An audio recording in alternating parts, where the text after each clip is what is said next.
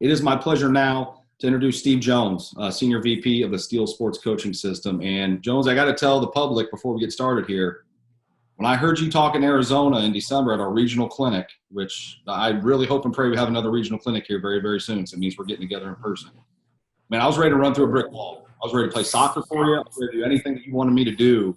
You wanted me to go rob a bank, I'd probably do it for you that night. I was fired up. So you're a natural to have on here to get everybody excited. I know you're passionate about what you do, and you're really good at what you do. So thanks for joining us today, and you get one extra minute tonight. It is Steve Jones, the Senior Vice President of the Steel Sports Coaching System. Cool, but I really appreciate that introduction. And I would just like to say, before I get going on my presentation, thank you sincerely. To be part of this crew that's presenting tonight is an honor. And my background is in coaching education, coach development. And I've worked with the Steel Sports Coaching System now for several years.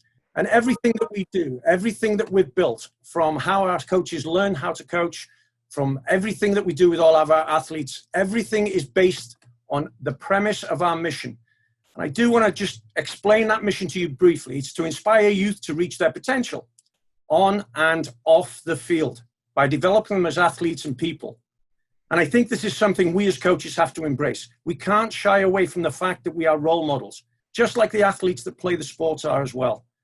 And it's generally accepted that life lessons are taught through sport. And I absolutely agree. There are some things that happen organically that our children learn through participating in sport.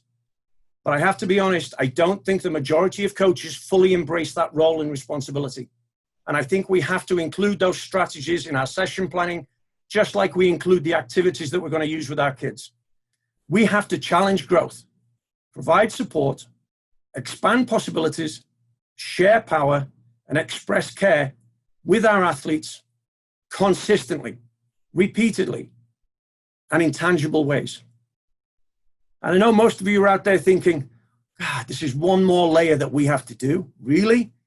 Well, there is a payoff, because research has proved that individual athletes and teams with better character win more often.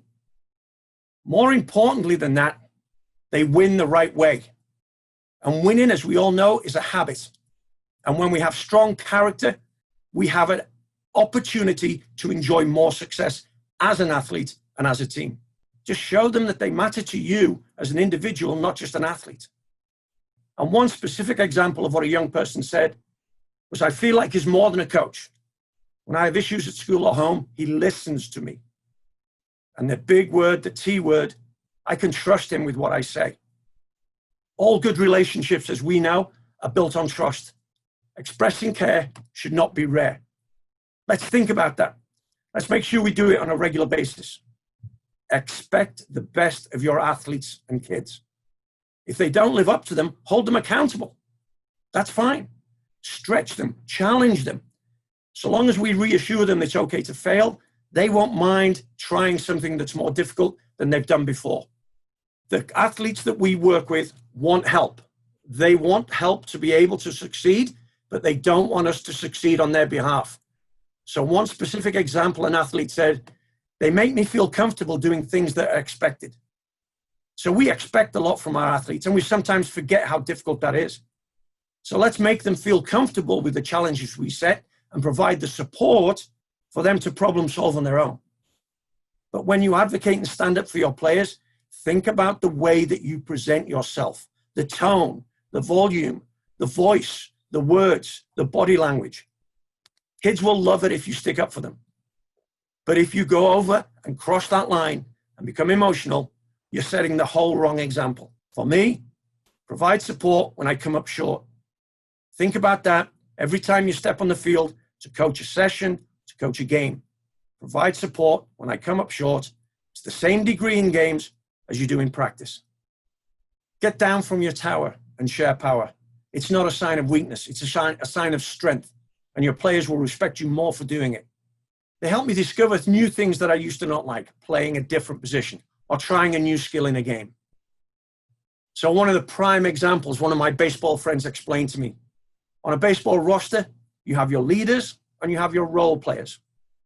And how many of you in a game setting, a meaningful game setting, have decided to let one of your role players take the position of leadoff hitter? And as the 3 or 4 of you fell off your chairs now getting back up on your chairs, I'm saying yes, in a meaningful game. Because here's the thing that happens with that. You don't only expand the possibilities of the role player who suddenly feels, wow, this is great. I've never tried this. I'm the first one up. I get to swing. I get to hit. You also redefine some of the possibilities for your leadoff hitter who now has to become a role player on the team. And as they progress up the ladder and up the food chain, that's something they may well encounter. So I'm asking you, expand possibilities in all ways, unless it leads to liabilities.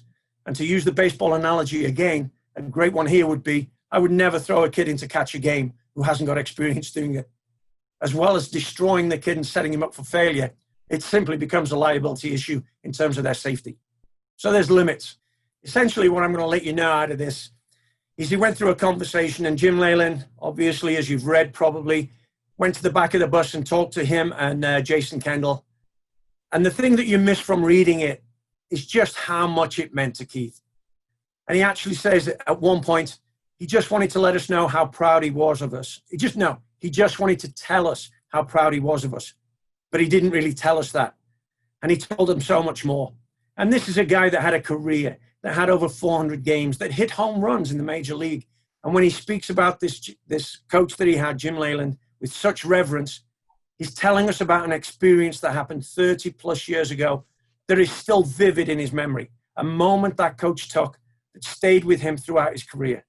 So I want to make sure that we all realize we should be taking these moments. These opportunities, when they arrive, are priceless.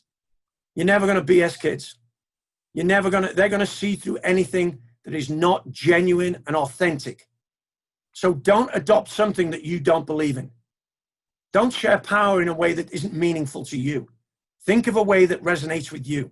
Make sure it's genuine and authentic for you, because that means it will be genuine and authentic for your players. So I'm asking you to shift the focus of what you want your legacy of coaching to be. Away from wins and losses, John Kessel has 10,231 players he's interacted with who are still involved in volleyball. And the 22 that aren't, he remembers every single one of them. I'm going to ask you to do something for me. You're going to feel funky, but I'm going to ask you to do it anyway. If you're sitting in front of your screen, wherever you might be, even if it's the coffee shop, I want you to say this out loud.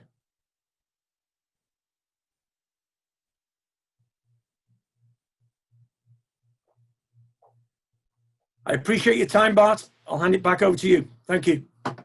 Well, sir, you know, I told you, I stole that from you, and I credit you every single time I say it.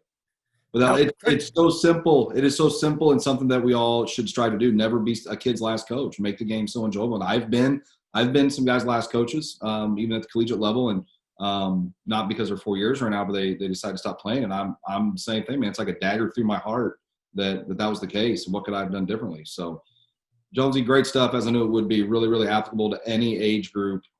Thank you for your time.